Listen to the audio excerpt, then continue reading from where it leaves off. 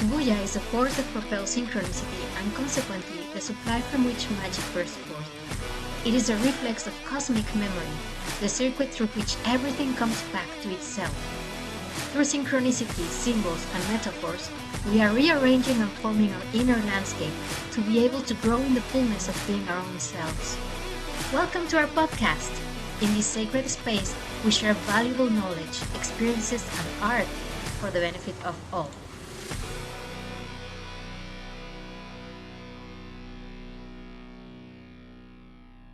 Coming up. Yeah, the key part of this whole system is whole systems. It's whole systems thinking. It includes, it's very important, I think, to study everything. Yeah. And so that you can see the different patterns and see how that fits into the whole. And to me, this system, like I said, it's a unification matrix that you can then plug all the other systems into so that you can understand so many levels of knowledge. And everybody plugs in according to what their journey is and where they're at on their path. It's very different post 2012 than it was pre 2012. And I know we're into that too. Yeah. Yeah, definitely. Hello, Synchronauts, and welcome to another episode of the Zuvuya Sessions. My name is Aida, and I'm very, very happy to have you here with me today. This episode is a bit late for a few days because I was down with the flu, and sometimes your body is asking you to just chill and relax, and I did just that, but I am back again, and I want to share with you this a very special episode. And I know I always say each episode is very special, but in this case, it truly is because I had an amazing guest who is Stephanie South. I met her in 2010 when she came to Mexico along with Jose Arguelles, as she was his partner and also his apprentice.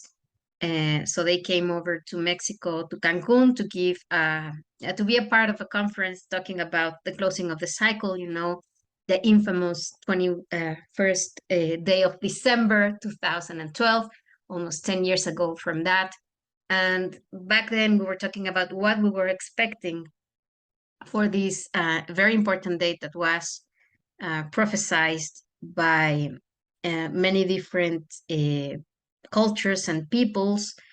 And so I had that really, really great pleasure of meeting her back then. And we've coincided more than once, and I'm very happy to know her. She's one of the sweetest and kindest people that I've ever known. And we had a very, very interesting conversation regarding returning to natural time, also the Dreamspell, which is a new version of the authentic Mayan counts, the calendaric counts that they used. And so what Jose Arguelles did was take these counts and bring a new dispensation of time for our modern times, and also to talk about everything that's going on in terms of planetary growth and the change of consciousness and awareness. And this is really, really a very, very special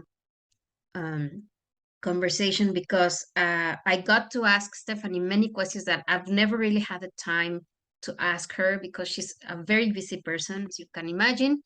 And so I wasn't expecting many of the answers she gave me. It's really a completely different point of view about how we are living the time that we are living and why it's so important to change our consciousness towards how we are living time.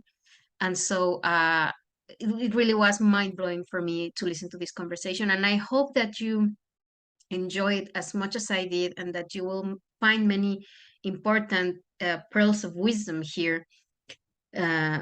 Even some, like I've been in contact with this information for now 25 years, and I'm amazed at how things still keep coming back with new information and new things, and we're still learning about the nature of natural time. So this conversation is very useful to get to know what our capacities are in terms of how we live our time, and what does that means, and how is this world after December 21st, 2012. So let me tell you a little bit more about Stephanie. She's a visionary, a synchronic teacher, and the author of several books, including the award-winning Accessing Your Multidimensional Self A Key to Cosmic History. She co-wrote the 7 volumes of the Cosmic History Chronicles with Jose Argüelles. She also wrote his authorized biography, which is really, really interesting to read. She also wrote about her own experience living with Jose and everything that transpired between them, and everything that she lived in her book, The Uninscribed. And so these are really, really interesting books to read.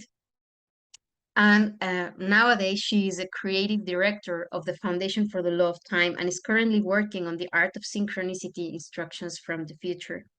So she's very active with her teachings, but I was really amazed to see that she's in a completely different level than that I thought that she was. She's really connecting to other kinds of points of view that have to do with how we live time and how we can change our consciousness if we change the way that we live time. And I really, really enjoyed this conversation, and I hope that you like it so much as I did this. And just to let you know that we are creating now, well, I am creating with the help of amazing people, a new adventure, which involves me teaching part of these things that we talk about in this interview. So I will let you know more as I have more information. So if you're interested in learning about the Dreamspell and learning about many of the things that she's telling me about here, I'm going to be creating some special online courses for people to come and connect with this basic information, so that then if you want to go and learn something with Stephanie, you have the foundations and the basis so that you will understand what she's talking about. But at the same time, I think that this conversation, it was very real, very heart to heart, very open, and very magical as well. So if this resonates with you, just be coming to our channel and check out what we're doing at Mexxicamelot's channel as well, because I'm working over there here with Zuvuya Sessions, and just be waiting for some news, interesting news on what is coming related to this. How are we living our time? Synchronicities and normal, and we have forgotten. And so we have these tools available. So it's time to come back to natural time. So this conversation, I think you're going to really like it. I hope that you enjoy it as much as I did. So without further ado, welcome to our episode 6, Dear Synchronauts. And let's just live this adventure and live the magic. Welcome, Synchronauts, to our episode 6, and I have a most special guest today. She's one of the sweetest and kindest people I've ever met, and she's a great teacher and inspiration. This is Stephanie South. She's the director of the Foundation for the Law of Time. So let's give her a very warm and happy welcome. And it's a very special connection because the galactic Mayan year just began a few days ago. So thank you for this, Stephanie. How are you? Welcome. I'm doing great. I'm so happy to be with you, Aida. Thank you. I love, Thank look you at for the our backgrounds. So super yes. galactic. I really, really love this vibe, and I really love to connect with you because I think that the work that you're doing is so, so important. And many people have no idea about what is the law of time and what happened after December 21st, 2012. So I want to bring people up to speed, people who have never heard about this or who know a little bit, but they're like, I don't know, like there's so much information out there. Whom do I listen to? So let's begin talking a little bit about the what the law of time is. So just in a few words, in your own words, could you please describe to us what is the law of time? Well, the law of time distinguishes between two different timing frequencies.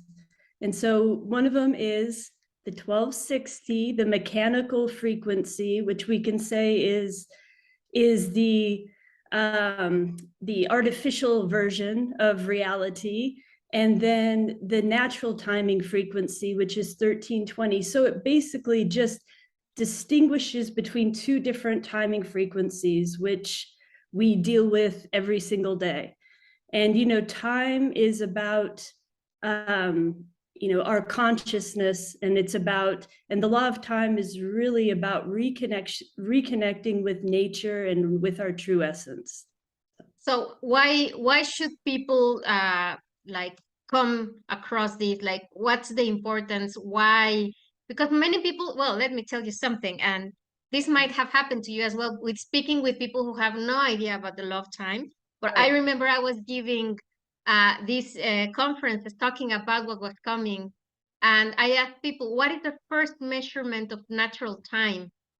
And I remember somebody just did like this, and it's the second. And I was like, oh my God, how embedded it is, no, Mhm. that we are working with an artificial time and we're so disconnected from natural time. So we think that artificial time is natural time, but it's not really.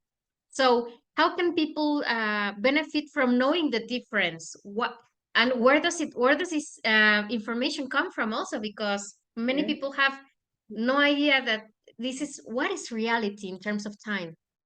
I think the best way to understand this in our day-to-day life is to think, when we're in the, say, mechanical or artificial time, that's when we can't get out of our own head, or we keep repeating the same mistakes over and over. We keep repeating the same time loop, and we think, how can we ever get out of this? Like, it's so suffocating, and we've all felt that.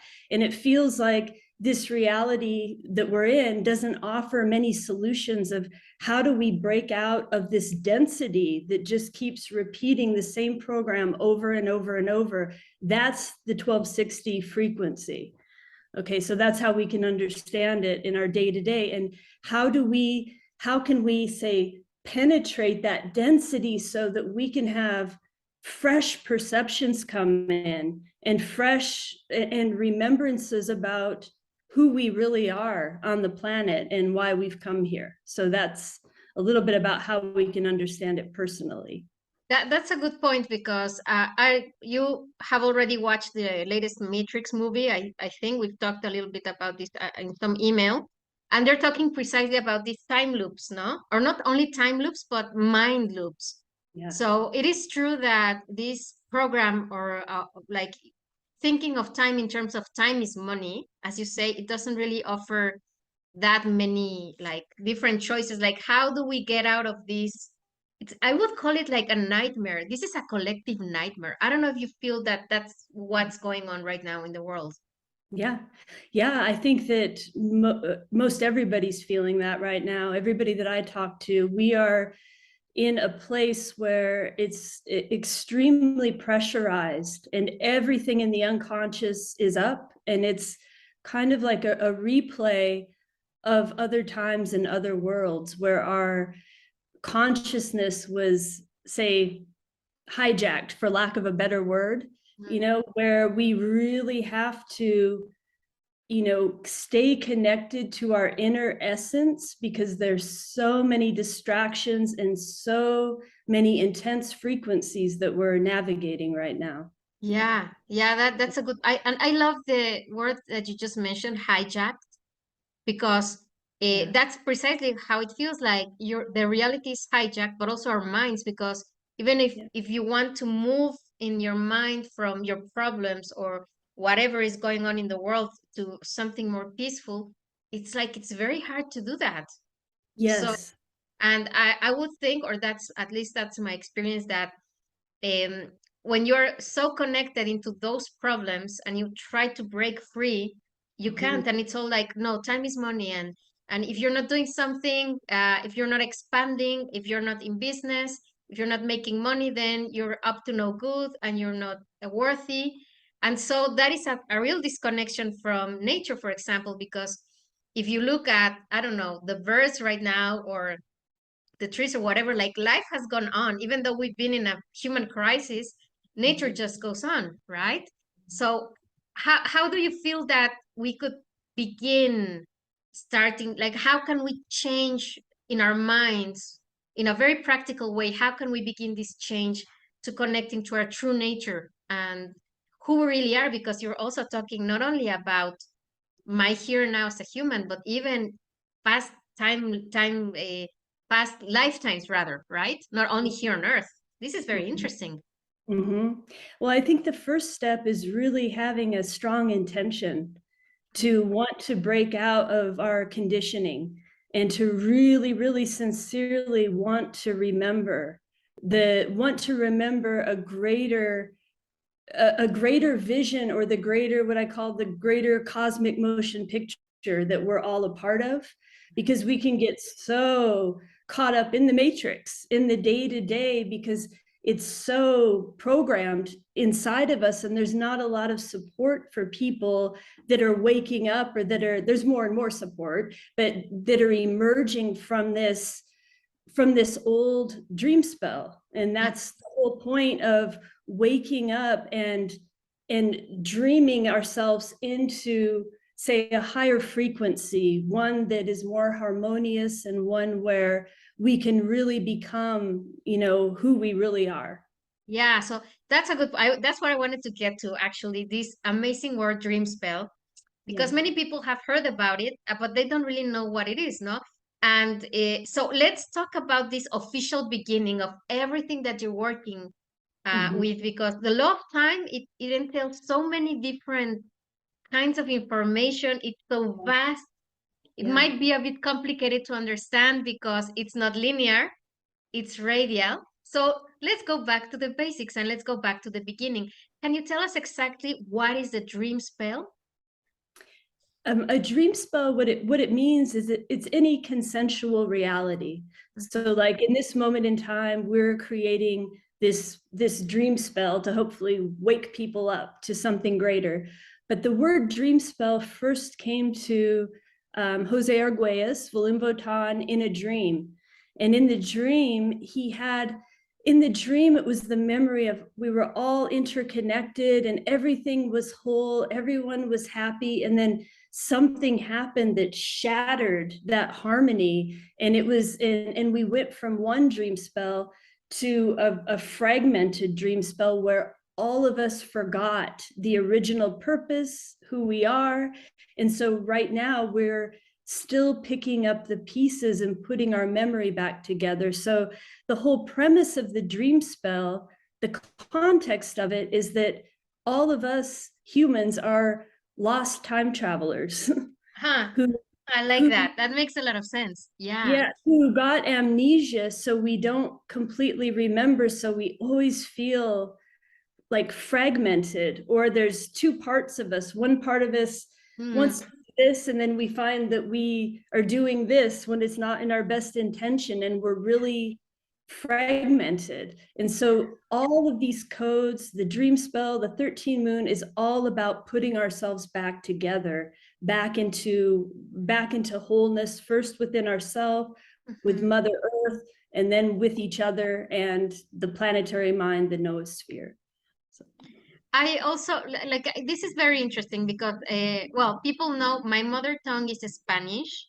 yeah. I speak also English and French, and so when I'm studying the materials of the law of time in English, and I've done a bit of translating, I'm just like into Spanish, no? I'm just thinking like, okay, because if you say dream spell, like you're using this word which is fascinating, which is it's a spell, no? Yeah. So spell on the one side, it can be like a magical enchantment, but it has a very negative connotation, you Right. know?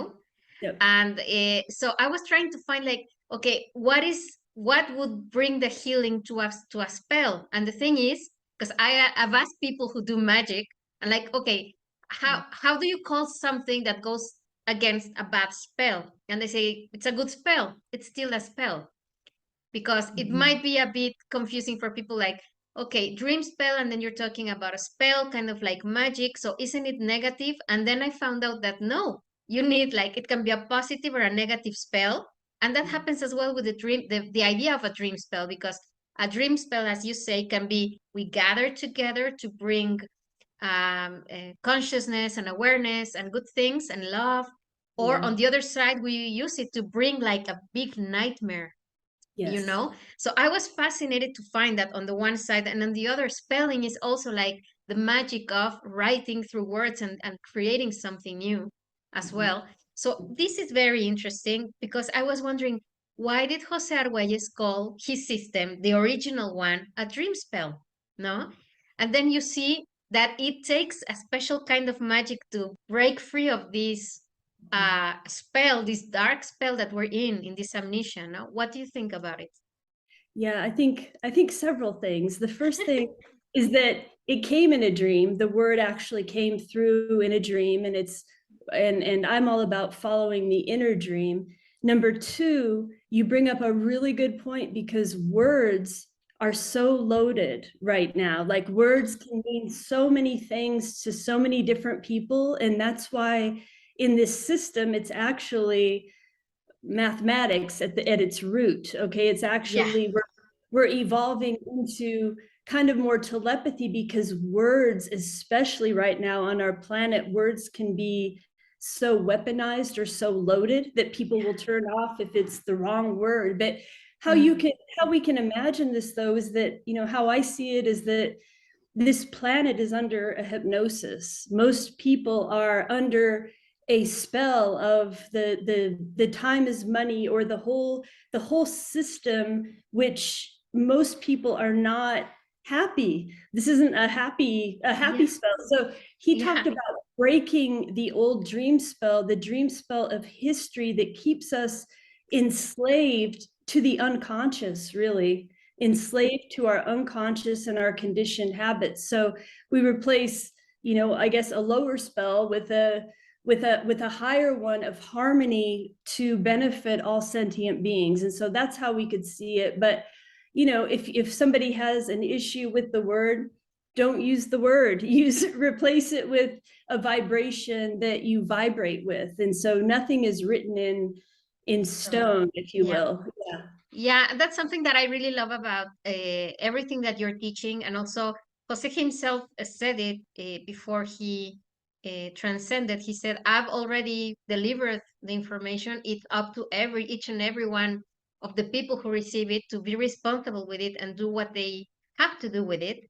So what I like is that many, many things are still being discovered. It's not written in stone, just as you said. And I like the fact that you're saying you don't have to use the word dream spell. I like it because now I understand it after all the research that I did. And I thought, yes, of course, it makes sense. You need a brighter, more loving dream spell to break the old one, no? Like, it's just create a new reality that is full of whatever you want to have, no? You can have heaven on earth or hell on earth, depends on how you want to do it, no? But it's important to tell people what is the difference between the dream spell and the ancient original Mayan calendar. So I don't know if you could tell people, because so many people, and I think it's really sad that they discard completely what Arguelles was teaching us, just because they say, no, it's not the original Mayan, no? And then it's not good, and that's they're like lying and manipulating, that is not real. But the truth is, when you're living the synchronic codes and you see the magic, you're like, this is very real, no? This is not something that somebody said, okay, today I'm just gonna take whatever the Mayans were doing and I'm gonna make my own system. It's very different. So what would you tell people about the difference between the dream spell and the original Mayan calendar, or the calendars, because they have many, no? Yeah, we have many. The dream spell is a description of the synchronic order. It's actually a science of synchronicity. And the long count is the count of days. And so they have two different functions.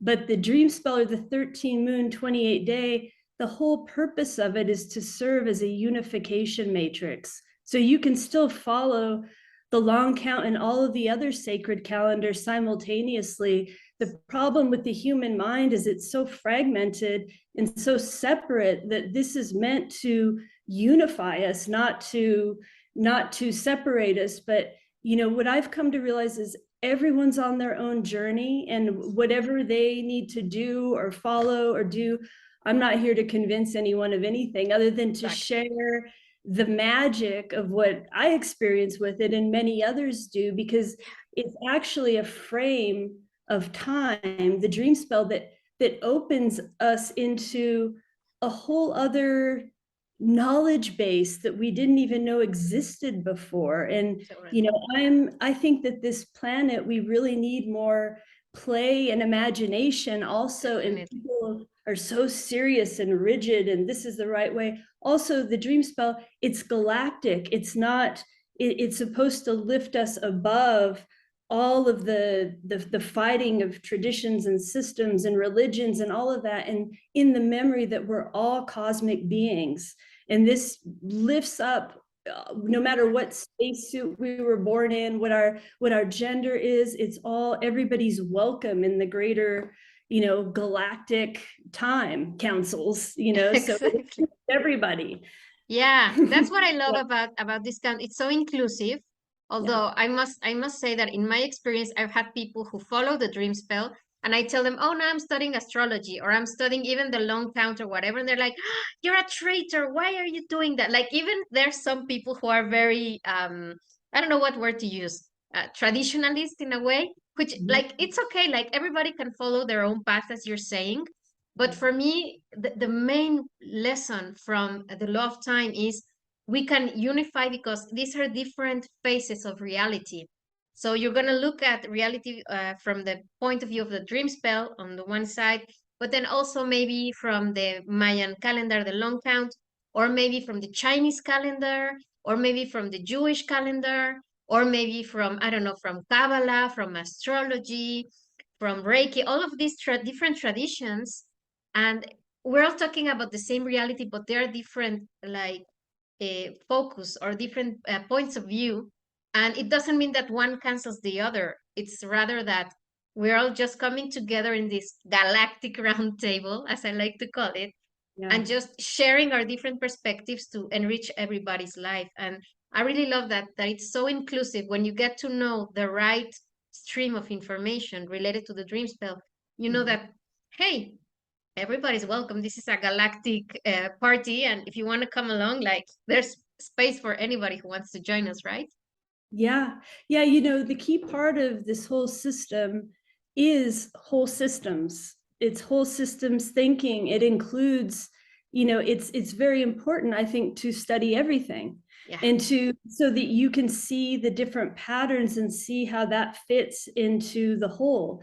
And to me, this system, like I said, it's a unification matrix that you can then plug all the other systems into so that you can understand so many levels of knowledge. And everybody plugs in according to what their journey is and where they're at on their path. It's very different post 2012 than it was pre 2012. And I know we're into that too. Yeah. Yeah, definitely. And that's where my next question is coming. But I want to mention very shortly that it is true. The law of time permeates everything. Yeah. Everything is included. So whatever you want to look at from the perspective of the law of time, there's going to be a connection. That's definite.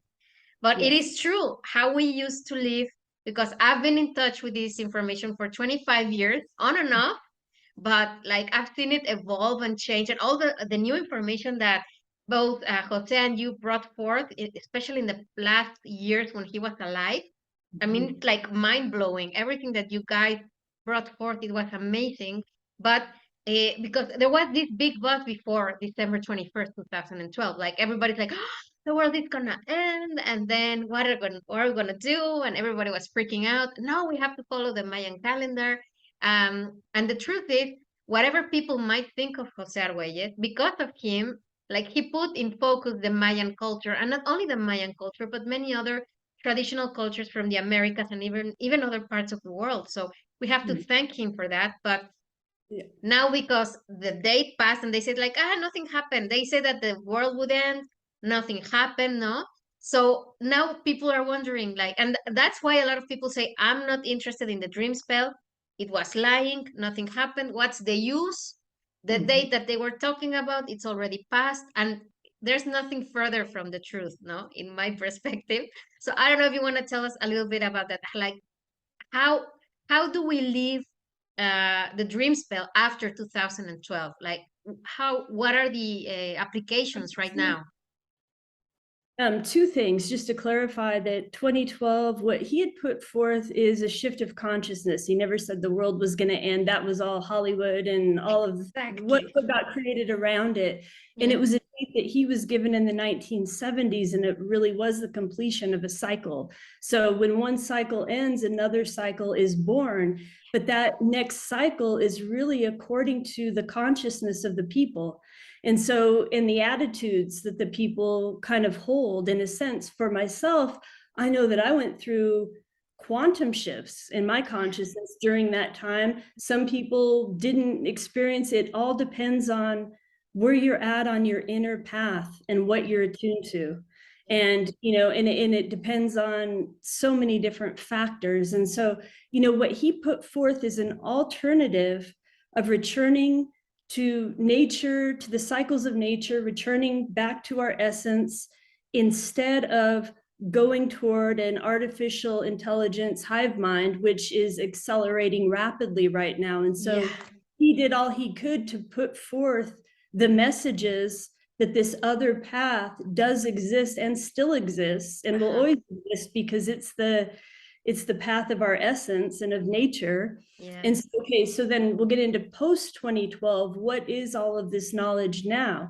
Okay, because for myself, I came into all of this not through the 13 moon calendar, which is interesting, So I came through more, through the Tibetan lineage on one hand, which I'm not a part of any particular lineage now, but through cosmic history, I'm much more of interested in the esoteric aspects of whole systems thinking and putting knowledge back together. Okay, so how I see these codes, and because I've been, I questioned all of that 2012, 2013, what is this now? What do I do? How do we do this?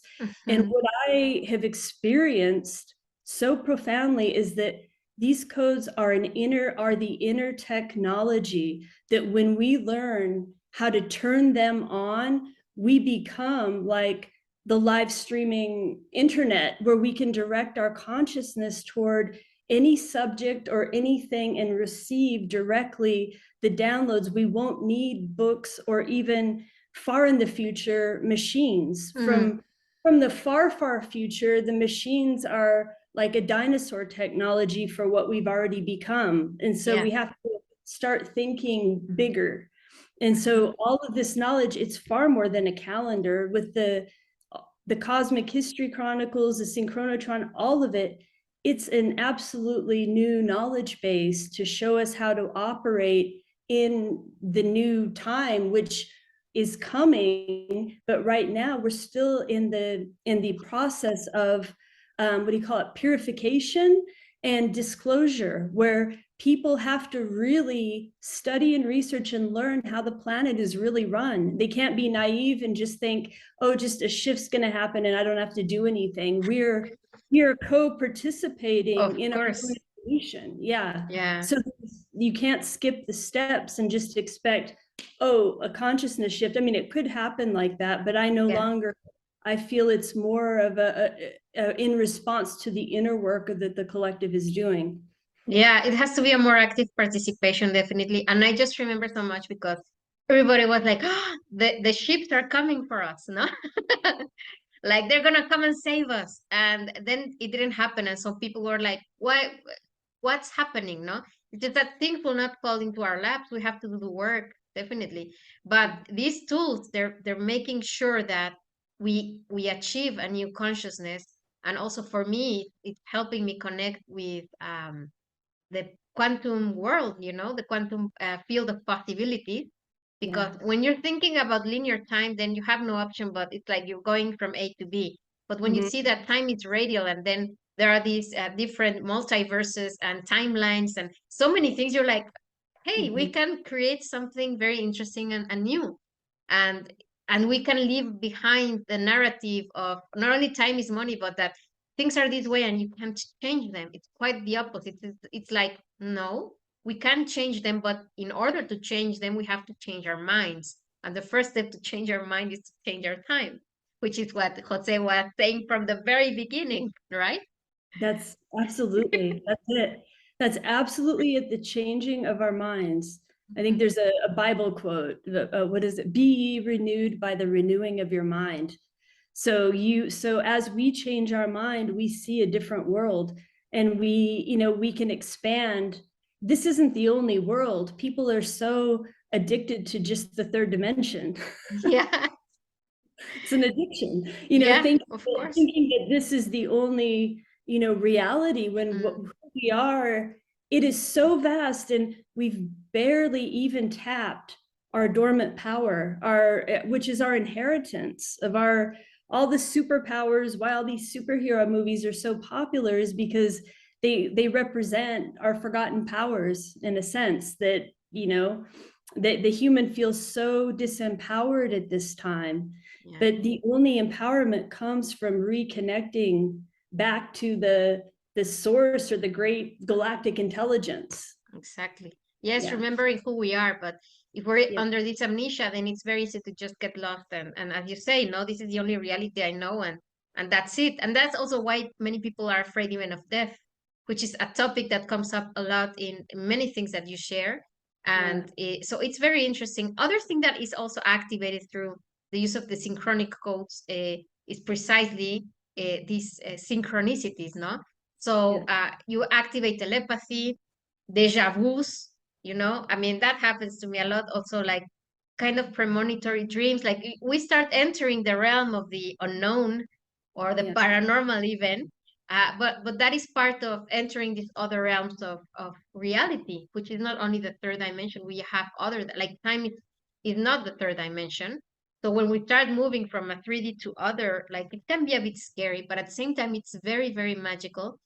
And Mhm. so can you share, talking about synchronicities, because I do what I call synchronic mapping, like using the Dreamspell codes and also Telectonon and Synchronotron, like we're looking at everything, and then you can map, like, why does this thing happen to me? Why am I meeting a certain person?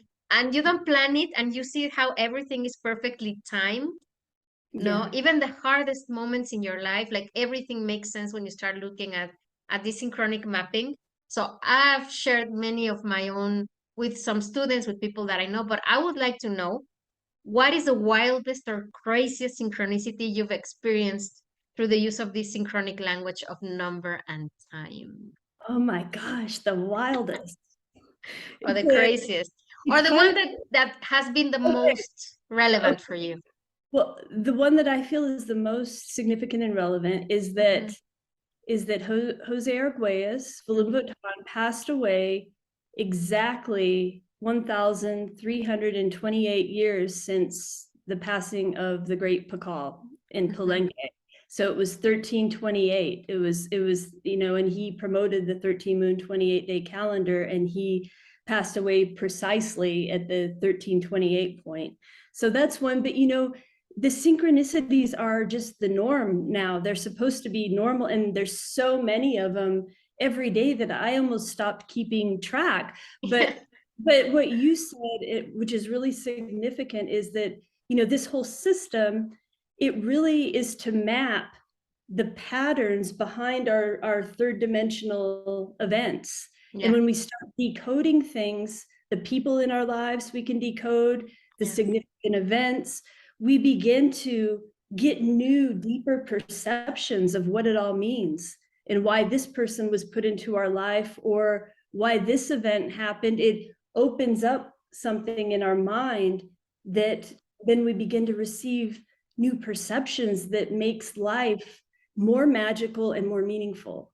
Yes, definitely. And I know it very well because I've experienced it so many times. Yeah. Like I can tell you one really quick right now, for example, because we measure time in terms of days, or like wave spells, which are groups of 13 days for people who have no idea what I'm talking about. So we call Mhm. them wave spells. And so my mother, when she passed away on kin 1, which is the beginning of the Tzolk'in cycle, the 260 days, and her kin is kin 8. So Oh. she died at the beginning of her wave spell. She was Mhm. a yellow galactic star. And so Wow. obviously when she was in her process of dying, I wasn't mapping anything, like my mind was elsewhere. But when things settled down, I said, okay, let's look at what was happening. No? Yeah. So I looked at that and I said, she died at the beginning of her wave spell. That for me said it was her time to go. So just relax and she's gonna be fine. Yeah. And that brought some peace to my heart, that Mhm. instead of seeing it with so much pain, like, oh, why God, why did you take my mother away, or something like that, it was like, this was meant to be just as it was. So in terms of my personal experience, that gave me so much peace. So for me, like when people question like why should we use this calendar? No, why should you use the 13 moon synchronometer? And I say because I've experienced magic through it. Like I remember when people were attacking, and there's so many people still like Jose is already gone, and people still keep attacking him personally, which it makes me laugh a lot. Now, before no, I was like, what is wrong with people? Why isn't Jose defending himself? And he said, if you want to defend me, go defend me. But he was like, no, I'm not gonna do it. And back then I didn't understand, but now I'm like, there is nothing to defend. All of the system that he laid out, it can be experienced by yourself. Like you don't need anybody to come and tell you like this isn't dogma, this is reality. So for me that's something very magical, and that was a big lesson that he left behind for people who are into the 13 moon movement. Like you don't have to defend anything. Like if somebody attacks you, just like say yeah, whatever, that's your path and I'll go for mine, and that's all good. No, and I don't have any now you have to explain. I have nothing to explain. Come and check it out, experience it yourself, and if you don't like it, then it's okay. No, you don't need to be here with us. But Exactly. when you start seeing like the one synchronicity, you just share it. It's like it's a big cosmic one in a way. It Yeah. talks about greater archetypes, but that doesn't mean that we, the rest of the people, cannot participate in our own mythology or our own archetypal path, because we all go through these same rhythms and same cycles. But if you don't know how to map it or how to understand the synchronicities, then they just pass you by and you have no idea what just happened. And I Yeah. think it's very sad, but wow, I mean this is really really nice what you're telling us. Like see, like it's there, you just have to come and look at it and experience it. No. Yeah. And you bring up so many good points. And I just want to say that, yeah, it's for whoever vibrates to it, that's wonderful. But the whole point of this path is also harmony, and to create more harmony. And how can we create a more harmonious planet? And these practices, the 13 moon, it's all about what we're becoming, what our vibration is becoming. And when we become, I think, like harmonious, and we're transmitting that, people naturally want to be part of that without us having to go and tell anyone anything. Because I Exactly. think this is part of the new, more feminine cycle. Okay. Yeah. Because in the past, it was different. Yeah. It was, and everything serves to further, because there's a time and place for certain things, right? Mhm. But now it's more, it's different now. It's more of attracting it rather Exactly. than pushing and forcing. Yeah. Yeah, it's more like leaving the door open, and whomever wants to cross it, like we'll be on the other side Yeah. waiting for you. Yeah, that's it. And you're right, it's a more feminine approach. Yeah. And it's good because everybody incarnated, whatever you think about yourself, we all have a masculine and a feminine side, so we have to nurture both. And now Yeah. is the time to bring back that healing between the masculine and the energy.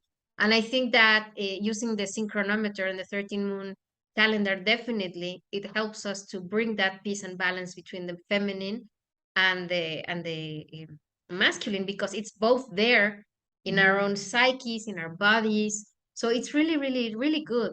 So what other benefits do you think that, or what would be the greatest change that somebody could find in their lives if they started following the 13 moon 28-day calendar, or as I call it, synchronometer?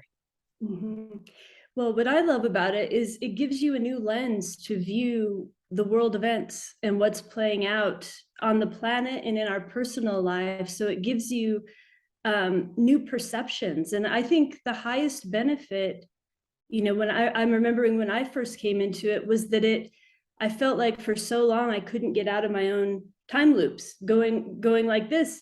And then I began to do just the daily affirmations of the 13 moon, and I began to feel some kind of new perception. And it's like fresh air starts coming into your mind, Definitely. Yeah. and you feel like, oh, there's a different way to look at things. There's a different way to be. And so I think that's the number one thing, is that it gives context for seemingly fragmented events and people in our lives. So Definitely. Yeah, so that's a very good point. Like having something like make our minds feel fresh. We're seeing things in a different light.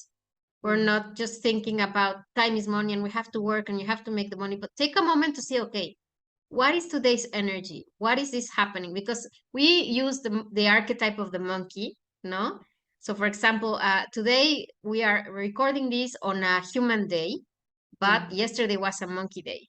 So I know when a monkey day comes around and everything is like falling apart and nothing makes sense and all my plans just like they don't work, I'm like, relax, it's a monkey day. Let's start playing, no? So you start mapping the days and you're like, why should I go against the energy of the day? No, if the energy of the day is telling me it's a monkey day, go play, no, go have fun, no. So I think in a way that's very good, and I don't know if that happened to you, that you notice like, today it feels very much like a dragon day, or it feels like a storm day. Oh my god, a storm day. Okay, let's use it to clean up. I don't know, how do you experience these things in the little things in your life? yeah, I mean, I just experience it so magically, like just knowing that today we are inspiring wisdom, and Yeah. it gives you a different lens to view things other than today is what, Friday, July 20, whatever it is, Yeah. 28th, 9th. And but today is the resonant human. So they're little reminders or memory cues that today we're practicing being in resonance. And it's the number 7, which is our spine in alignment, like so that we can receive these higher frequencies. And so to me, each day they're like memory cues to tap our memory, and it's vibrational medicine that it orients our consciousness to different facets of ourself that we wouldn't be aware of otherwise. That's a So good point, because it's not only knowing the time and the synchronicities, but also knowing yourself. That's a yeah, great point. Yeah, that's that's a good key. point. Yeah, yeah. So And we're talking. I'm sorry. Go ahead, please. oh, I was just going to say that today, Resonant Human, when we're recording this is Mhm. actually the day that I first heard Jose speak and met Lloydine. On this day, it was Mother's Day in Davis, California, on the Resonant Human. So it's significant, Kin 72. I'm getting goosebumps just by hearing that. The day I first got activated, when I heard him say, "Who owns your time owns your mind." Mhm. And then that flicked on the switch. That was like the switch. Wow, wow, that Yeah. is that is a big synchronicity. Yeah. And we didn't plan it like that, like, oh, this is the day that, no, just that's what I love. Like these synchronicities, like some you can plan, but Yeah. others they just happen. And then you realize like, today's energy. Yeah. Wow, that is very much, well, thank you so much. I am so happy that to know this. This is very special that you're sharing this with us. Like it doesn't matter when people will watch this. It might be like tomorrow, in a, I don't know, a few years, whatever. But when you listen to this, like this is synchronicity in at work. Like, and we're not planning it. This is just how it is. Exactly. And I Exactly. really love it. Yeah. So, and we're talking right now about the use of the Dreamspell or the 13 moon calendar, but you have also these other tools. You mentioned one, which is Synchronotron, also Telectonon. So, how can people also benefit from these other tools? Like, what would you tell people who want to start?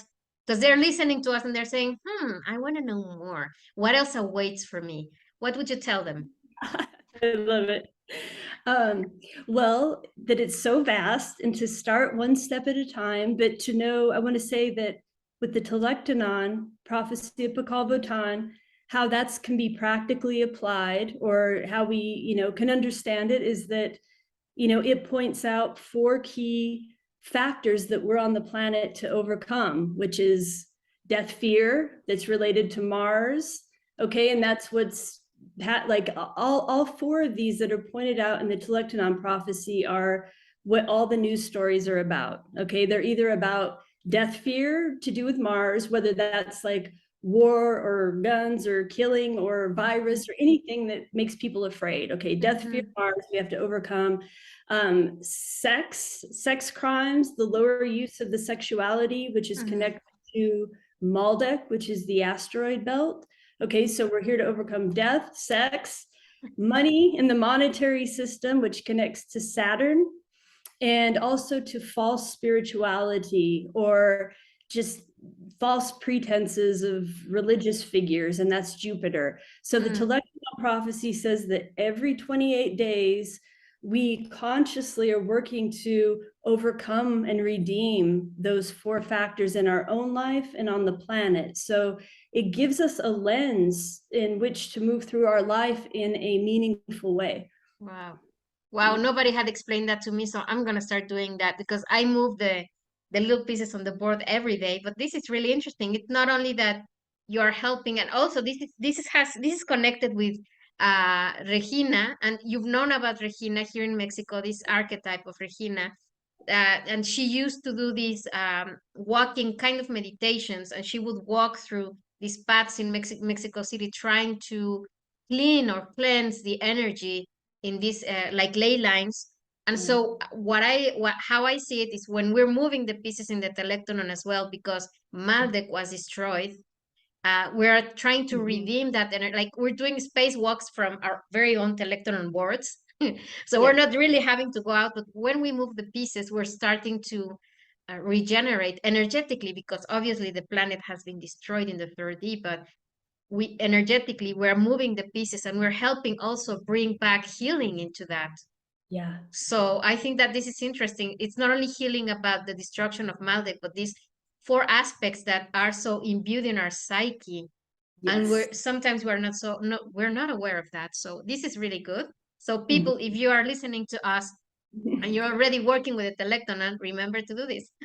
This is also very important. Yeah, excellent.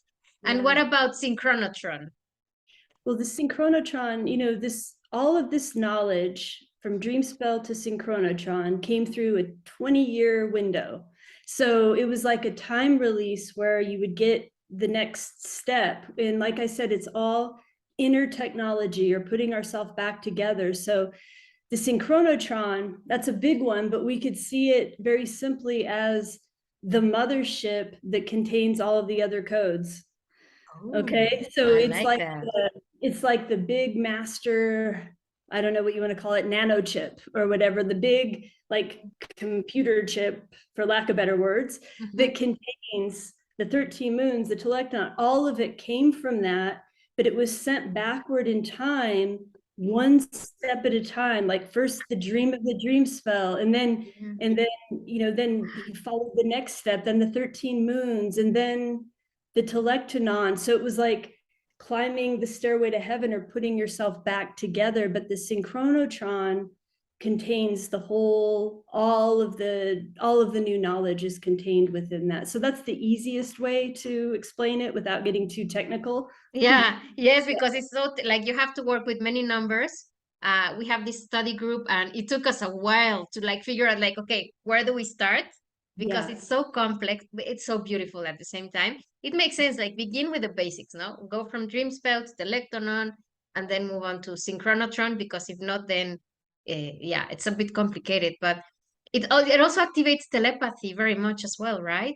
It does. Yeah, it absolutely does. And it's actually, it appears complex, but it can be, it's actually simple on one level, even though there's a lot of numbers. But if you just look at it like it's just, I think all of these codes, it's so much easier to understand when you put them into your body.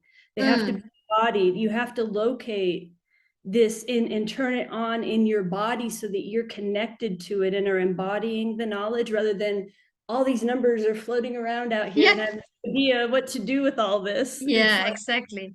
know, you have to, master one part and put yourself back together, then grab another part and put that together. So that's kind of, instead of putting everything in all at once and not knowing what's going on. Yes, because it can be a bit, yeah. I mean, you can get a bit dizzy from all the numbers. That's for sure. But it's really interesting. Yeah, wow, this is very interesting. I hadn't thought about it that way. But it's always good to come back to the body. And something that I really loved about Arguelles is that he created these kits. There's a dream spell kit and like he made it like a game. Like you have to use your body to connect to it. Yeah. And now what you're saying, it totally makes sense. It's if you don't Yeah. involve your body, then it's just like all in the mind, and we have to integrate to come back to totality. So that makes a lot of sense, definitely. Yeah. Um, Absolutely. so you have written some books as well. Some of them you have co-authored with Jose, and others you have written about your own personal experiences. And I mean, it's a quite a saga. Like everything, the magic that you've experienced in your life through your connection with Jose, and being his apprentice, and then now you are the leader for the foundation for the law of time, and that surely brings many challenges and growth. And in your book, The Uninscribed, which I loved, by the way, Thank and I you. want to read it again with time, because I just like did it like this, like one day I was finished. It's so interesting. I have to read it again with like a bit more quiet mind, because there's so much information. It's such a beautiful book where you share your amazing journey. And so this question is, what is your role now that Jose is gone, especially not only in keeping but also expanding his legacy? How do you see yourself now, that especially post 12/12, but Yeah. 2012, I mean, how do you feel? Well, my primary role first is to stay connected to the source and stay aligned and listen for the next instructions without any preconceptions about the past. Okay, so that's number one. Okay, Right. number two, in doing that, I'm in the process right now of working with all the knowledge from all 20 years and putting it into an accessible teaching format that shows people how to turn on this inner technology, because I think it's medicine for this time. And I think many of the components have been overlooked because there's so much. So Exactly. pulling it down into the basics where we bring it back into our body. And my highest vision is that everybody becomes empowered and becomes live Mm. streaming sources and in connection with other galactic civilizations, and that we have harmony here. So the legacy really this whole year is going to be dedicated to this, consolidating the teachings and putting them into the new format. And we're also working on the new galactic easing, which will be an artful envisioning from people around the planet of what their vision is for the future, but in a, we have to keep the art and imagination in Yeah, there, yeah, because definitely. that's what it's going to take. It's going to be the imagination and the artists that are going to transform and dream a new reality. Exactly. Wow. That is good. I really like it, because again, you're like becoming this leader instead of saying like, "Oh, I'm gonna do the whole work." It's like, "No, come and participate. We need everybody's Yeah, help and everybody's energy in this, definitely." Mm-hmm. yeah. Yeah. Absolutely. Yeah. And knowing that the legacy that you speak of, how I experience it is it's not only for this planet. We're working not only for this, we are working for here, but we're working so multidimensionally Yeah. right now. And this, and actually the knowledge of Jose Arguelles is so widespread, more than people know. It's far more than a calendar, because Yeah. his work was vast. It spans from art to science to, there's many facets of his work. It's not just, people think it's just the calendar or it's just one thing. And he was a vast visionary and a He was revolutionary for very the, prolific. Yes. so my role really is to kind of put that back into the focus as well, all of the work that he has and how relevant it is for the time Yeah. we're living. It's never Definitely. been more relevant. Exactly. Definitely. Yeah. And now talking about you, your personal history, because one thing is you are now continuing his work, but also you have your own path. And the archetype that you are working through is called the Red Queen. So can you tell us a little bit more about why you embody that archetype and what that means for you and your mission in this lifetime? Okay.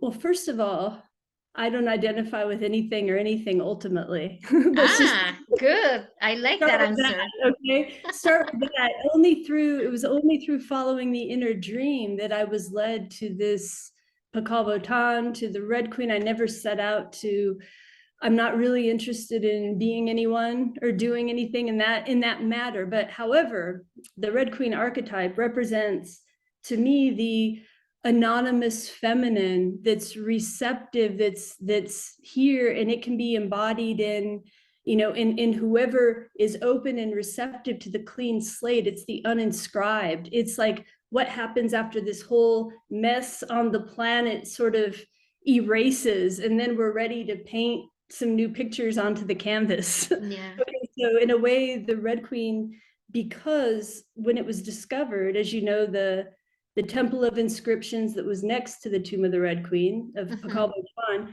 had a bunch of inscriptions. It was masculine. It was inscribed with history. The Red Queen's tomb next to it had no inscriptions. It was anonymous, and they didn't know who she was, so they called her Red Queen because of the cinnabar. So, and so it's, and her mask was a malachite mask that was shattered, and Pakal's mask was a jade mask that was intact. So the feminine was, say, shattered. It's like the shattering of Maldek, or the shattering of the old worlds. And so, so the Red Queen is also the memory of how we transmigrated to this planet. Wow. Other Wow, world. that's So it's multiple, but in order to realize it, you have to become nobody. that's a good point. Like, and the same goes with like going back to sanity. You have to lose your mind. Like we have to lose our mind of the 1260, and we have to lose our mind that, like as you say, no, I am not her. She's an archetype I work with, and that's why I wanted to ask this question, because something that I'm working with right now with the Arthurian myth and Kabbalah, my teacher is telling me, you know what, you can choose the archetype and then you can change. It doesn't mean that you are the reincarnation of necessarily, or that you are the only one that is working through that archetype. Many people can work through an archetype, connect with that, and receive the wisdom that it holds. No? So I think that it's brilliant that you are sharing this with us. And I love it that you say, okay, she's a part of me, but she's not who I am either. Like I am more than that, and at the same time, I am nobody. How can you become everything? You have to first be nothing, nobody. So it's important to keep that in mind for everybody, I think, especially nowadays. And a key on all of that, and even Pakal Votan, like Votan, Jose never said he was a reincarnation. He said he was an emanation, which means that, you know, if your mind is clear enough and you're working with, you know, if you're in the right space, you can tune into, say, different radio stations, or what we call thinking layers in the cosmos, where you can begin to penetrate, you know, different consciousnesses. That's who we are and what we're becoming. All of the Cosmic History Chronicles, it was like we would sit together and tune into like a radio station called the Cosmic History Chronicles. And it would begin to come in through him and then be transmitted through the resonance of our frequency field. So we're all dealing with different frequencies, different channels that we're tuned to, and we want to make sure that we stay in the highest channels. Yeah. Wow. Thank you for letting us know about it, because many people have no idea, like, how did this come to be, no? And we would need so many, I think we would need another 20 years to just talk about all of these things. But obviously what we're trying to do right now is bring people up to speed to what all of this information is, like who's behind it, and how you can benefit from it and come and learn from it. And so I have two questions from people who already follow the law of time. And I told you I would be interviewing you. So here they are. The first one is by Alexis. She's a Kim 213 Red Overtone Skywalker. And she took your most recent course, The Cave of Initiation, and you quoted in the course. The initiate simultaneously cultivates compassion for all beings while practicing the inner art of detachment and observing energy without absorbing it, an art to be cultivated. So she asked, can Stephanie say what she herself has learned in the cultivation of this art? Well, first I want to say that was amazing that she pulled that out of all of it, because that's very significant. And it's really the key right now to what we're going through, because, you know, it is an art. You have to practice, you know, compassion for all of the suffering of the world, but maintain, it's kind of like being in the world, but not of it, as Christ said, so that we're both participating and we're a witness of all of it. And we have to be able to go back and forth between and not get caught up into the drama, or we won't be effective. If we're caught up in, you know, the world drama, which is very volatile right now, but if we allow ourselves, and we've all done it, be sucked into certain polarities, then we're part of the problem, and we can't, it's very difficult. So we have to cultivate the compassion, but the detachment also, just to keep our own inner peace. And then we're going to be more effective for other people. Yeah. So that's a little bit about what that means. And it's an art. It's not an easy thing. Okay. Wow. No, it's definitely not. As long as we're incarnate, it's very easy to get sucked by it, as you say. Yeah. So we have to be very mindful of the time and be just like a warrior, or just like a hunter, just like be ready to catch the prey. Like, oh no, you cannot move. You have to come back to the here and now, and just, yeah, like have this healthy distance from things that you know that you can't control. And Exactly. that takes a lot. It's like Jedi training, Jedi mind training and physical training as well. So yeah. I think it's a main lesson of the time that we're living in right now, with all the polarities and all the misunderstandings and everything happening. It's just, we want to be contributing harmony, and sometimes it's really difficult for people because it's, you know, we're being pulled in many different directions right now. Yeah, and our conditionings and our limiting beliefs. So again, as we were saying, no, you have to lose your mind in order to have a new mind, and that's a hard process, and it takes work, definitely. Wow, thank you. So the next question is from Sophia. She's Kin 152, Yellow Solar Human. She says, I would like to ask how much is she still in contact with Valum Votan, and if she knows what he's up to. Is he still overseeing the Earth's progress? I would say yes, he's still here overseeing things. And I would say I just feel him all the time inside of me, because the process that we went through with the transmission was so whole system, that I feel he transferred so much that I don't really feel separation from him, or I feel his consciousness kind of always with me, or I would know what he would think, or how he would be perceiving about certain things. And so, and in fact, I dreamt of him last night. We were in China. I just remembered that right now. How cool. We were in China last night. What did he tell you? I'm trying to remember what we were doing. We were like on some type of a train in China going to some event. That was the dream. But I feel that because we are multidimensional, this is hard for some people to understand, but I feel there are multiple timelines, and there are the timeline even in 2012 where things went a different way, and we're existing there too. Okay, but the focalization is here because obviously we had more lessons to learn in this classroom. Yeah. So point. Yeah. Wow. Wow, that's interesting. Good question, Sophia. Excellent. Thank you. So is there any other particular nugget of wisdom that you would like to share with people to help them navigate the craziness of this world nowadays? Yes. To really, really do your best to have some silence in your day, even if it's a few moments, some silence to just dissolve back into your own inner essence, and to go away from all of the world. It's just, there's so much information, there's so much right now, that it's just, the listening is so important, because I feel so many new messages are coming in, especially with the solar flares and the sun becoming more active again. And it requires us to be in attunement. And so the main nugget I would say is to simplify and minimize as much as you can in the third dimension. Make it as simple as you can so that you can stay tuned. Oh, that's a good one. Stay tuned. Yeah. Excellent. Well, thank you so much, Stephanie. So before we finish our interview, I just want to show some of the books that you have. So this one is Accessing Your Multidimensional Self, A Key to Cosmic History. Like, this is good for like newbies who want to know about the Cosmic History Chronicle books, which is a really good book. I also brought, I don't know, I wanted to bring the book 7, but I don't know why this is book 6 of the Cosmic History Chronicles. And I love these books because they're all like full of color. I know it's a bit hard for because of the thingy here on Zoom, And also, oh, this one is a very interesting one if you want to know more about the life of Jose and also Stephanie's adventure. So this time synchronicity and calendar change. It's a very, very good book to know more about Jose and also Stephanie. And also now people can get their 30 Moon Almanac, no, for this year that just began a few days ago. And they can order it through Amazon and also through the Foundation for the Love Time as well. Yes?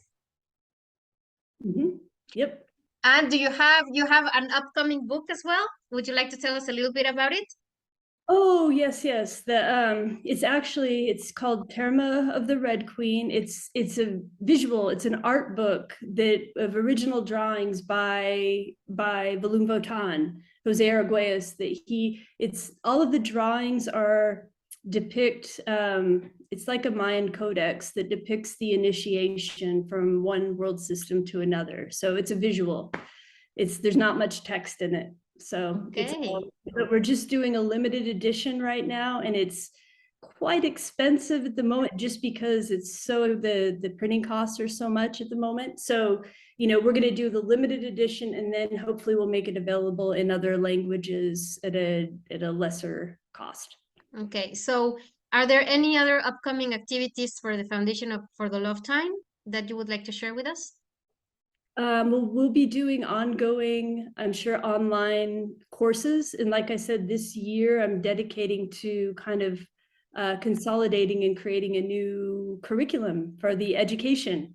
And look for the Galactic magazine coming out and a new ebook on entering the 9 time dimensions also in a few moons. So lots of little things happening, but I want to say that we're all always working together telepathically, and any work that any of us does is contributing to this whole shift that we're going through. Yeah. Definitely. And if people want to reach you, if they have any questions or want to learn more about the Love Time, can you give us where can you, like, website, email, social media? What do you have?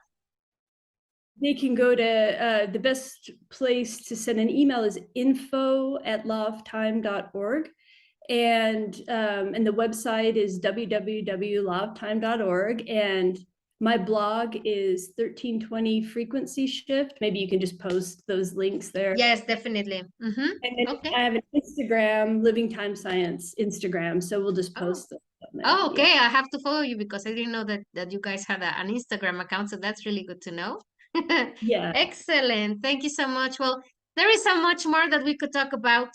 And I will really love to have you back here with us at the Zuvuya sessions to talk about also because there's the prophecies of Quetzalcoatl, Pachalbotán, the harmonic convergence, the electron. Like, there's so much more that we can talk about. But just for today, I want to thank you so much from the bottom of my heart, dear Stephanie, for giving me this interview. And hopefully we will see you very soon over here.